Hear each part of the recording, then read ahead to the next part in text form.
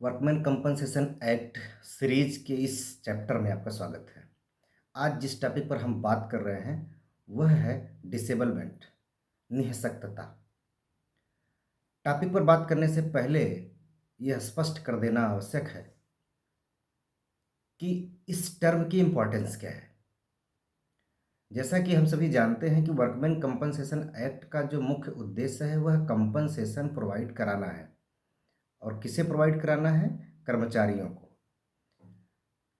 अब जब कर्मचारी की दुर्घटना में मौत हो जाती है तब कंपनसेशन की बात आती है। फिर उसके डिपेंडेंट को कंपनसेशन मिलता है, कितना मिलता है वह दूसरे इशू है। लेकिन डिसेबलमेंट टर्म का इम्पोर्टेंस वहाँ पर बढ़ जाता है जहाँ पर accident in the course of employment होता है और वहाँ पर वह कर्मचारी उसकी मृत्यु न होकर के वह डिसेबलमेंट में आ जाता है, निःशक्त हो जाता है, अर्थात उसकी अर्निंग कैपेसिटी लॉस हो जाती है। कंपनसेशन अमाउंट तय करने के लिए यह टर्म बहुत इम्पॉर्टेंट रोल प्ले करता है। किस व्यक्ति को कितना कंपनसेशन मिलना है वह इसी टॉपिक के आधार पर और जो शेड्यूल दिया गया है इससे जुड़ा हुआ उसी के सहारे से यह तय होता है, यह निश्चय हो पाता है कि कंपनसेशन कितना दिया जाना है, कंपनसेशन का अमाउंट कितना होगा, वह यही टॉपिक तय करता है। अर्थात हम लोग यह कह सकते हैं यह टॉपिक बहुत ही इम्पोर्टेंट है। बात करते हैं डिसेबलमेंट की। डिसेबलमेंट टर्म की डिफिनेशन इस एक्ट में डायरेक्ट नहीं दी गई है। हालांकि डिसेबलमेंट टर्म इतना कठिन भी नहीं है। सामान्य बोलचाल की भाषा में जब हम लोग डिसेबल पर्सन टर्म यूज करते हैं या निःशक्त जन टर्म यूज करते हैं तो उससे एक चित्र स्पष्ट होता है, सामने दिखता है, समझ में आता है कि ऐसा कोई व्यक्ति जिसके अंग जो हैं वह शिथिल पड़ गए हैं, जिसकी वजह से वह कोई कार्य करने में कमज़ोर हो गया है वह, या उसकी क्षमता कम हो गई है। लेकिन लॉ के फील्ड में लमसम शब्दों से काम नहीं चलता है, उसको हमें देखना पड़ेगा। कर्मचारी प्रतिकर अधिनियम 1923 में निःशक्तता की परिभाषा नहीं दी गई है। इसमें धारा 21G में आंशिक निःशक्तता और धारा 21L में पूर्ण निःशक्तता की परिभाषा दी गई है। और इसी से संबंधित अधिनियम में अनुसूची 1 दी गई है जिसके 2 भाग हैं। जिसके भाग 1 में परमानेंट टोटल डिसेबलमेंट अर्थात पूर्ण निःशक्तता की सूची दी गई है, जिसमें डिस्क्रिप्शन ऑफ इंजुरी अर्थात क्षति का वर्णन और उसके सामने percentage of loss of earning capacity अर्थात उपार्जन सामर्थ्य की हानि का प्रतिशत दिया गया है। और इसी तरह इसी अनुसूची में भाग 2 दिया गया है और उस भाग 2 में परमानेंट पार्शियल डिसेबलमेंट अर्थात अस्थाई आंशिक निःशक्तता की सूची दी गई है, जिसमें डिस्क्रिप्शन ऑफ इंजुरी अर्थात क्षति का वर्णन और उसके सामने percentage of loss of earning capacity अर्थात उपार्जन सामर्थ्य की हानि का प्रतिशत दिया गया है।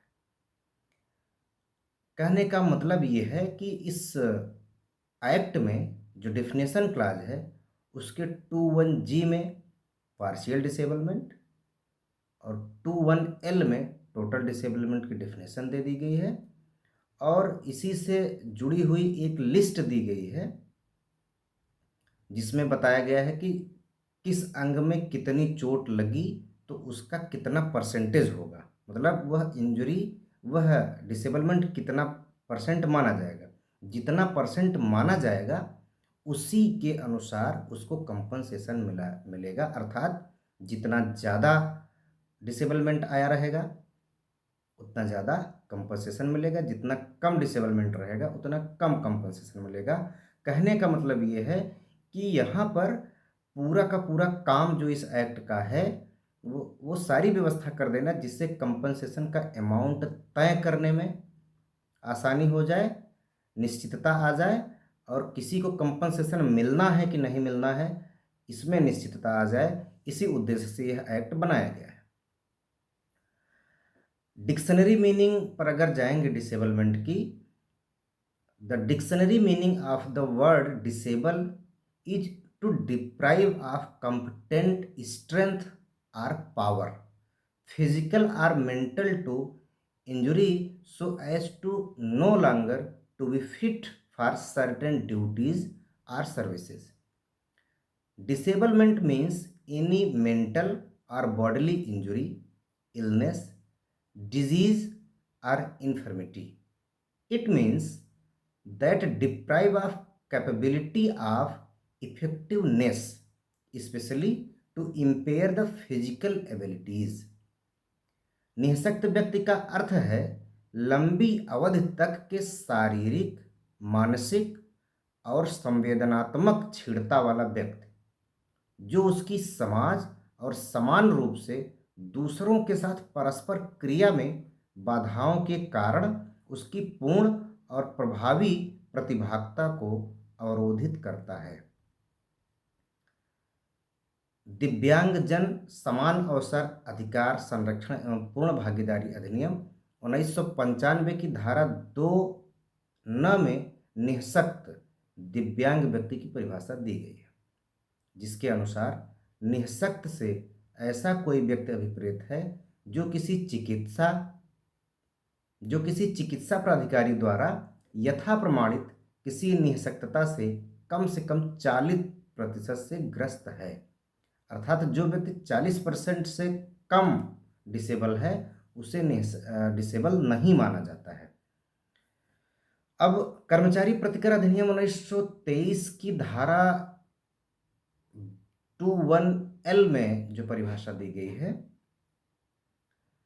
पूर्ण निःशक्तता से ऐसी निःशक्तता अभिप्रेत है चाहे वह अस्थायी प्रकार की हो या अस्थायी प्रकार की, जो किसी कर्मचारी को ऐसे सब काम के लिए असमर्थ कर देती है जिसे वह दुर्घटना के समय जिसके परिणाम स्वरूप ऐसी निःशक्तता हुई थी करने में समर्थ था, परंतु अनुसूची 1 के भाग 1 में विनिर्दिष्ट हर क्षति के या उसके भाग 2 में विनिर्दिष्ट क्षतियों के समुच्चय के बारे में वहां जहां उपार्जन सामर्थ्य की हानि का संकलित प्रतिशत जैसा उक्त भाग 2 में उन क्षतियों के सामने विनिर्दिष्ट है 100 या उससे अधिक होता है, यह समझा जाएगा कि उसके परिणाम स्वरूप अस्थायी पूर्ण निःशक्तता हुई है। अभी मैंने आपको बताया कि इस डेफिनेशन के साथ ही इसमें शेड्यूल दिया गया है। शेड्यूल फर्स्ट में 2 भाग हैं, जिसमें एक तरफ इंजुरीज का नाम दिया गया है, अर्थात वह डिस्क्राइब किया गया है कि बॉडी के किस पार्ट में कितना चोट आया है, और उसके सामने मतलब इधर लिखा गया है लेफ्ट साइड में कि किस बॉडी के किस पार्ट में डैमेज आई है, और उसके सामने लिखा है कि अगर इस बॉडी के पार्ट में ये डैमेजेस आई हैं तो उसको कितना % डिसेबलमेंट माना जाएगा। जब आप लोग बेयर एक्ट देखेंगे तो ये बातें और स्पष्ट हो पाएंगी।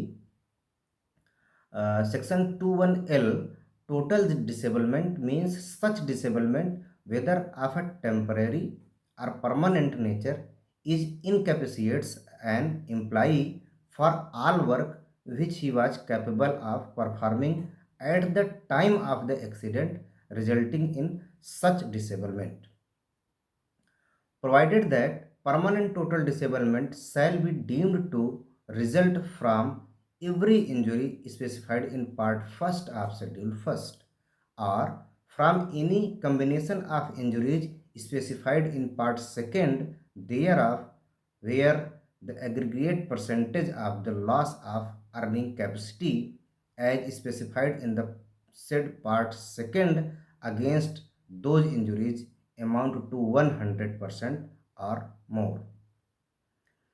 अब डेफिनेशन जब बेयर एक्ट से पढ़ेंगे तो उसमें आपको ये पता चलेगा कि जो टोटल डिसेबलमेंट है वह भी दो तरह का है। पूर्ण निःशक्तता को भी दो भागों में विभक्त किया गया है, अस्थायी निःशक्तता और अस्थायी निःशक्तता। अस्थायी पूर्ण निःशक्तता होने के कुछ समय पश्चात क्षतिग्रस्त कर्मकार की पुनः नियुक्ति हो सकती है, जबकि अस्थायी पूर्ण निःशक्तता कर्मकार को पूर्णतया अक्षम बना देती है। परमानेंट और टेम्परेरी में अंतर यही है कि जब टेम्परेरी डिसेबलमेंट होता है तो वह वर्कर कुछ दिन हॉस्पिटल वगैरह में रहता है, उसके बाद फिर से वह अपने उस कार्य को कंटिन्यू करता है, फिर से काम करने लगता है। लेकिन जब परमानेंट डिसेबलमेंट आ जाता है तो वह सब दिन के लिए उस कार्य से दूर हो जाता है, वह कार्य करने की जो उसकी कैपेसिटी होती है वह समाप्त हो जाती है। बहुत बारीक सा अंतर है। केस रेफर करते हैं प्रताप नारायण सिंह देव बनाम श्रीनिवास सबाता। यहाँ पर फिर से आपको बता दूं कि जितने भी इस वीडियो में हम केस की चर्चा करेंगे, जो भी केस रेफर करेंगे, वह इस वीडियो का जो डिस्क्रिप्शन होता है उसमें सभी केस के नाम, साइटेशन आदि मिल जाएंगे, आपको डिस्क्रिप्शन से देखना होगा। प्रताप नारायण सिंह देव बनाम श्रीनिवास सबाता के केस में उच्चतम न्यायालय ने अब निर्णित किया कि जब कार्य के दौरान कोई बढ़ई शारीरिक चोट का शिकार हो जाता है जिसके फलस्वरूप दाहिना हाथ काटना पड़ता है, तो ऐसी स्थिति को कर्मकार की पूर्ण निःशक्तता माना जाएगा। केस लॉ हम लोग एग्जाम्पल के ही रूप में पढ़ते हैं। चूँकि एलएलबी के स्टूडेंट जब आंसर राइटिंग करते हैं तो ज़्यादातर आंसर कंप्लीट तब माना जाता है जब उसमें केस लॉ की हेल्प से आंसर पूरा किया जाता है। कभी कभी क्वेश्चन में या साफ साफ लिख भी दिया जाता है कि with the help of decided cases ये आंसर आपको कंप्लीट करना है। तो एग्जाम्पल के रूप में हमें जब तक हम केस लॉ नहीं रेफर करेंगे तब तक हमारा आंसर कंप्लीट नहीं होता है। कॉन्सेप्ट क्लियर करने में भी केस लॉ काम आता है, इसलिए हम केसेस रेफर करते हैं। इसी तरह से एक और केस है हट्टी गोल्ड माइंस कंपनी बनाम रतलाम। इस वाद में माननीय न्यायालय ने कहा कि कर्मकार की पूर्ण निःशक्तता का प्रभाव यह होता है कि ऐसे कर्मकार को कोई अन्य कार्य प्रस्तावित न किया जाकर उसे नियोजन से मुक्त कर दिया जाता है। टोटल डिसेबलमेंट का मतलब कोर्ट ने कहा कि उसके पास कोई ऑप्शन नहीं बचता है, उसे पूर्ण रूप से मुक्त कर दिया जाता है। वह किसी जिसे जिसे आप कह सकते हैं कि वह किसी काम का नहीं बचता है, तब ये माना जाता है कि वह टोटल डिसेबलमेंट के अंतर्गत आया। वाजिब सी बात है कि जब वह टोटल डिसेबलमेंट के अंतर्गत आएगा तो उसे कंपनसेशन का अमाउंट ज़्यादा मिलेगा। जब भी कंपनसेशन क्लेम किया जाता है तो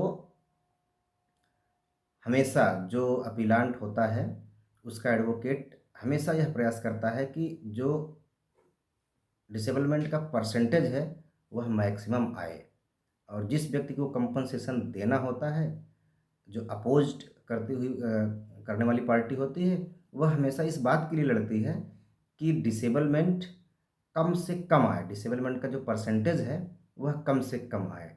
लड़ाई पूरी कंपनसेशन की ही होती है। इसी तरह से एक केस है new India insurance company limited बनाम कोट्टम अप्पा राव। इस मामले में एक गाड़ी के ड्राइवर की दुर्घटना हो गई। डॉक्टर के प्रमाण पत्र के अनुसार 50% निःशक्तता के आधार पर आंशिक निःशक्तता माना गया। बाद में कर्मकार गाड़ी नहीं चला सका। प्रतिकर आयुक्त ने इसे पूर्ण निःशक्तता माना। अपील न्यायालय ने प्रतिकर आयुक्त के निर्णय को युक्तिसंगत माना, क्योंकि वह ड्राइवर गाड़ी चलाने में पूर्ण रूप से असमर्थ हो चुका था। अब ये वाजिब सी बात है कि जब एक्सीडेंट हुआ होगा तो उसे 50% डिसेबलमेंट माना गया होगा, लेकिन बाद में उसकी क्षमता फिर से वो रिकवर नहीं कर पाया होगा, गाड़ी चलाने में वो सक्षम नहीं हो पाया होगा, तो वह आगे कोर्ट में अपील किया होगा। फिर उसको यह कहा गया कि यह टोटल डिसेबलमेंट के अंतर्गत आएगा और कंपनसेशन का अमाउंट उसी हिसाब से बढ़ा दिया गया होगा। उसके बाद एक केस है अहमद अब्दुल वर्सेज एच के Sehgal. The certificate of a medical expert can only say what is injury. The certificate of a medical expert can only say what the injury is, its effect, temporary or total, on the limb, and to an extent the physical incapacity of the man. It is, however, for the court to find, having regard to the evidence before it, whether the workman has suffered partial or total disablement. The court must take into account the nature of the injury, the nature of the work which the employee was capable of undertaking, and its availability to him. In this connection, the employer's willingness to employ him in any other alternative employment may have relevance. It has been observed that total disablement is not established merely by proof of incapacity on the part of workman for the performance of his duties which he was doing at the time of the accident.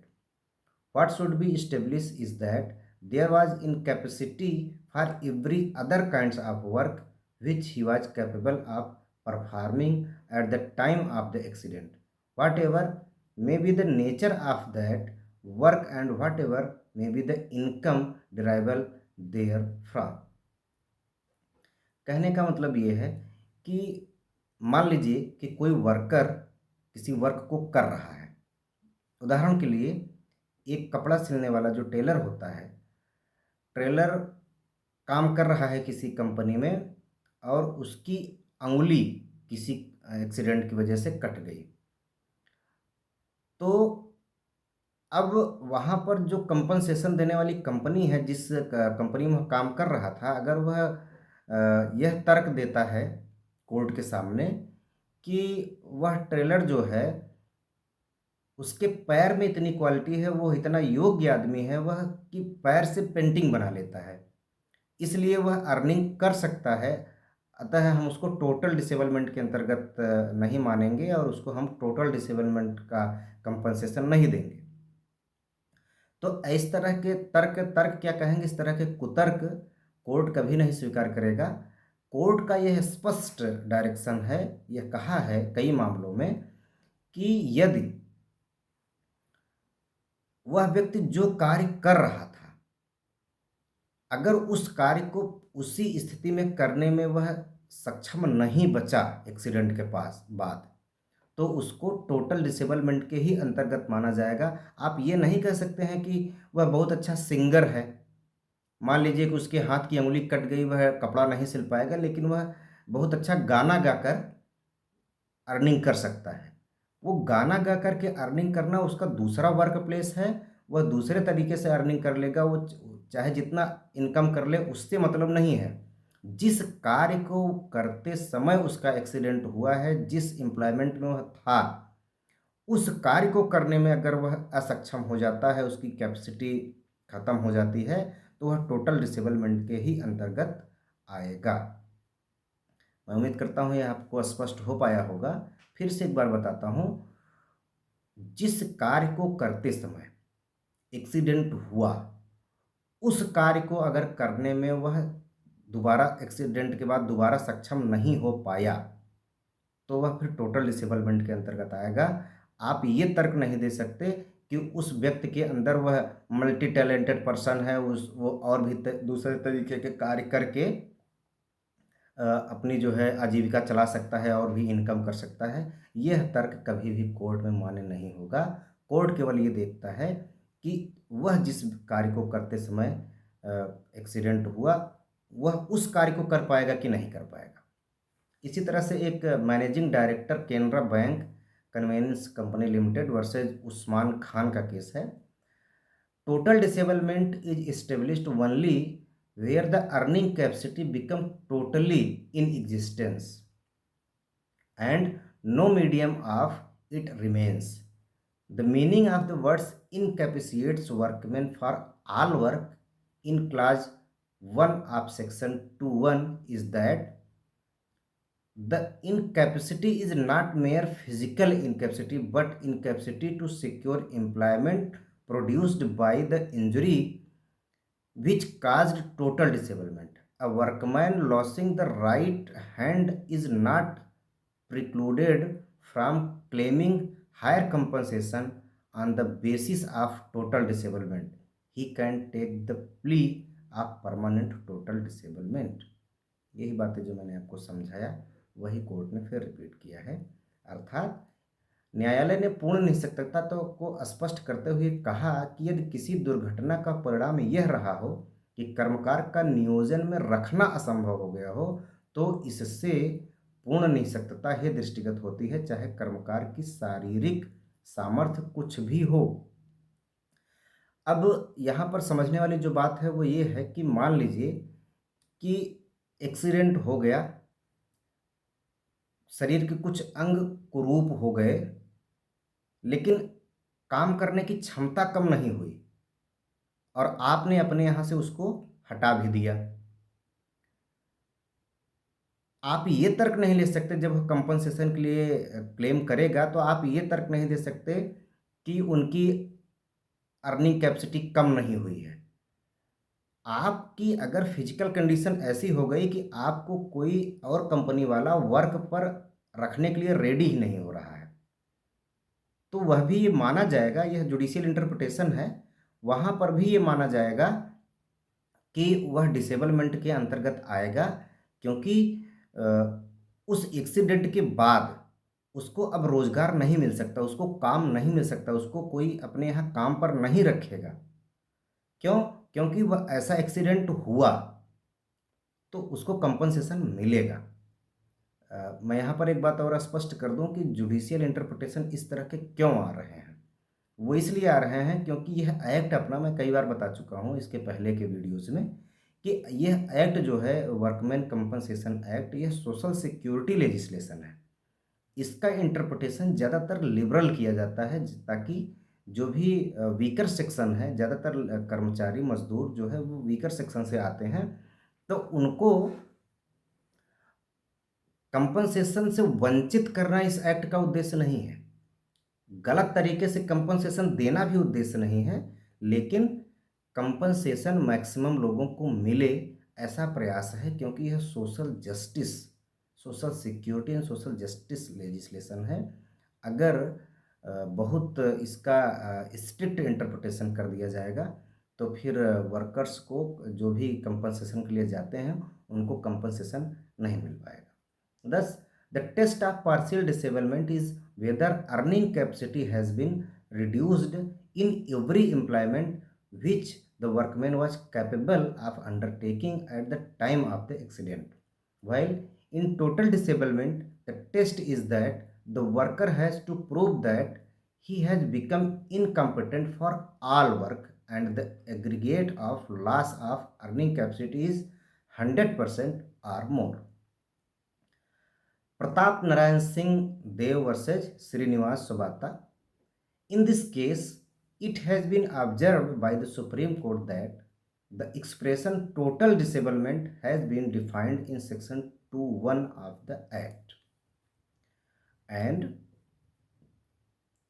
it has not been disputed that the injury was of such a nature as to cause permanent disablement to the respondent, and that the question for consideration is whether the disablement incapacitates the respondent for all work which he was capable of performing at the time of accident. The commissioner has examined the question and recorded his finding as follows. The injured workman in this case is carpenter by profession. By loss of the left hand above the elbow, he has evidently been rendered unfit for the work of carpenter, as the work of carpentry cannot be done by one hand only. This is obviously a reasonable and correct finding. Counsel for the appellant has not been able to assail it on any ground, and it does not require to be corrected in this appeal. A new case cannot therefore be allowed to be set up on facts which have not been admitted or established. Since the carpenter cannot work with one hand, disablement caused to the workman is total and not partial. एक हाथ भले cut गया, उस पे opposite party ने कहा कि इनका एक ही हाथ कटा है इसलिए टोटल डिसेबलमेंट के अंतर्गत नहीं आएंगे, जबकि वह व्यक्ति पेशे से कारपेंटर था। तो कोर्ट ने कहा कि कारपेंटरी का जो वर्क है वह एक हाथ से नहीं हो सकता, तो इसलिए वह पार्शियल डिसेबलमेंट में न आकर के टोटल डिसेबलमेंट के अंतर्गत आएगा। Next case Pappu Dev Yadav versus Naresh Kumar and others. Whether in cases of permanent disablement incurred as a result of a motor accident, the claimant can seek, apart from compensation for future loss of income, amounts for future prospects too, and the extent of disability. Appellant, a 20-year-old data entry operator who had studied up to 12th standard, incurred permanent disability, that is loss of his right hand. The disability was assessed to be 89%. However, the tribunal and the high court reassessed the disability to be only 45% on the assumption that the assessment for compensation was to be on a different basis, as the injury entitled loss of only one arm, held that the approach is completely mechanical and entirely ignores realities. While it is true that assessment of injury of one limb or to one part may not entail permanent injury to the whole body, the inquiry which the court has to conduct is the result loss which the injury entails to the earning or income generating capacity of the claimant. Thus, loss of one leg to someone carrying on a vocation such as driving or something that entails walking or constant mobility results in serve income generating impairment or its extinguishment altogether. Likewise, for one involved in a job like carpenter or hairdresser or mechanic, and an experienced one at the loss of arm leads to near existence of income generation. If the age of the victim is beyond 40, the scope of rehabilitation to diminishes. These individuals' factors are of crucial importance, which are to be borne in mind while determining the extent of permanent disablement for the purpose of assessment of the loss of earning capacity. High Court clearly erred in holding that compensation for loss of future prospects could not be awarded. In addition to loss of future earning based on the determination of the income at the time of accident, the appellant is also entitled to compensation for the loss of future prospect at 40%. Judgment modified. The sum of rupees 19 lakh 65,600 shall be substituted in the place of the amount of 7 lakh and 77,600, considering the enhancement towards loss of earning capacity and future prospectus. Court का नज़रिया हमेशा liberal ही रहा है और इसी तरह से interpretation आप देखेंगे इस एक्ट में लगभग 90% केस इसी तरह से निर्वचन के माध्यम से लिबरल इंटरप्रिटेशन के माध्यम से कर्मचारियों के ही पक्ष में आए हैं। अब बात करते हैं पार्शियल डिसेबलमेंट की। कर्मचारी प्रतिकर अधिनियम 1923 की धारा 21G में आंशिक निःशक्तता की परिभाषा दी गई है। आंशिक निःशक्तता से जहां वह निःशक्तता अस्थायी प्रकार की है, वहां ऐसी निःशक्तता अभिप्रेत है जिससे कर्मचारी की उस नियोजन में उपार्जन सामर्थ्य कम हो जाती है जिसमें वह उस दुर्घटना के समय जिसके परिणाम स्वरूप निःशक्तता हुई लगा हुआ था, और जहां की निःशक्तता अस्थायी प्रकार की है, वहां ऐसी निःशक्तता अभिप्रेत है जिससे हर ऐसे नियोजन में उसकी उपार्जन सामर्थ्य कम हो जाती है जिसे ग्रहण करने के लिए वह उस समय समर्थ था, परंतु अनुसूची 1 के भाग 2 में विनिर्दिष्ट हर क्षति के बारे में यह समझा जाएगा कि उसके परिणाम स्वरूप अस्थायी आंशिक निःशक्तता होती है। The word partial means incomplete, some part, opposing total. Section 21G, partial disablement means where the disablement is of a temporary nature. Such disablement as reduced the earning capacity of an employee in any employment in which he was engaged at the time of the accident resulting in the disablement, and where the disablement is a permanent nature, such disablement as a reduced his earning capacity in every employment which he was capable of undertaking at the time, provided that every injury specified in part second of schedule first shall be deemed to result in permanent partial disablement. Section 21G of the Act defines partial disablement. It is of two kinds: temporary partial disablement or permanent partial disablement.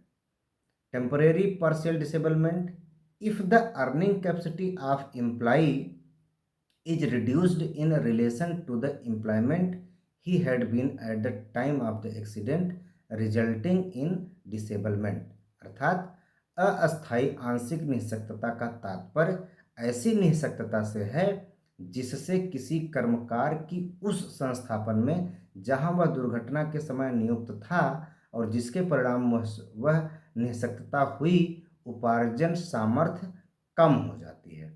Second, permanent partial disablement, if such disablement reduced his earning capacity in every employment which he was capable of undertaking at the time, provided that every injury specified in part second of schedule first shall be deemed to result in permanent partial disablement. अस्थायी आंशिक निःशक्तता का तात्पर्य ऐसी निःशक्तता से है जो प्रत्येक नियोजन में उसके उपार्जित सामर्थ्य को कम कर देती है जितने उपार्जन के लिए वह उक्त समय समर्थ था। The test of partial disablement is the reduction in the earning capacity of the workman and not his earnings. Loss of earning capacity is the question of fact. It has to be determined by taking into account the destruction of physical capacity as disclosed by the medical evidence, and then it is to be seen to what extent such destruction would reasonably be taken to have disabled the affected employee from performing the duties which an employee of his class ordinarily. The following propositions are helpful in deciding the nature of disablement. First, earning is not the same as earning capacity. There is difference between earning of a person and his capacity to earn. Second, rise in earning may be because of various factors, and rise in wages is not decisive of no loss of earning capacity. Third, loss of physical capacity is not coextensive with loss of earning capacity. Fourth, loss of physical capacity or physical incapacity may be relevant assessing to what extent there is loss of earning capacity for every employment which the employee was capable of undertaking at the time or the employment in which he was engaged at the time of accident as the case falls for consideration. Case Ball versus William Hunt. In this case, the employee was blind of his one eye, but the defect was not visible. Later, he suffered an employment injury resulting in removal of the eyeball of the injured eye. He could not, in consequence of this visible physical defect, get employment, although he was physically capable of doing any job which he could do before the occurrence of the accident. Is what it was held that incapacity for work includes inability to get work. Incapacity for work is not same thing as incapacity to work. पर Doab sugar mills limited बनाम दौलत राम का case है।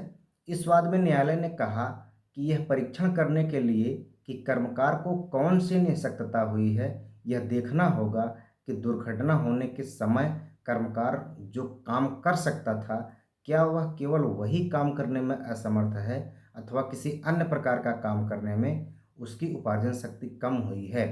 प्रथम स्थिति में अस्थायी निःशक्तता मानी जाएगी और द्वितीय स्थिति में अस्थायी। सुखई बनाम हुकुमचंद जूट मिल्स लिमिटेड। इस मामले में माननीय न्यायालय ने कहा कि उपार्जन सामर्थ्य ही प्रतिकर निर्धारित करने का एकमात्र आधार नहीं है। उपार्जन सामर्थ्य पर दुर्घटना का कोई प्रभाव भी न पड़े, लेकिन यदि वह व्यक्ति रुग्णता का शिकार हो जाए तो उसे नौकरी मिलना असंभव हो जाए तो भी वह कर्मकार प्रतिकर की मांग कर सकता है। Where an employee suffered an injury by accident which did not in fact reduce his capacity to work but stamped him with a visible mark of physical deficiency as dissuaded the likely employers from employing him, he would be deemed incapacitated for work in the sense that his earning capacity would clearly be altogether destroyed. Distinction between partial and total disablement. आंशिक निःशक्तता और पूर्ण निःशक्तता में अंतर। आंशिक निःशक्तता केवल कर्मकार की कुछ अर्जन शक्ति को कम करती है, किंतु पूर्ण निर्योग्यता तो कर्मकार को पूर्णतः क्षमता विहीन कर देती है। दोनों में क्षमता ह्रास के प्रतिशत को लेकर के अंतर है। आंशिक निःशक्तता से अर्जन क्षमता कम होती है, लेकिन पूर्ण निःशक्तता से 100% अर्जन क्षमता समाप्त हो जाती है। प्रतिकर के आधार पर भी दोनों में अंतर है, एक में कम और दूसरे में अधिक प्रतिकर देय होता है। इस तरह से टोटल डिसेबलमेंट और पार्शियल डिसेबलमेंट पर कुछ केस ला के हेल्प से बात हुई।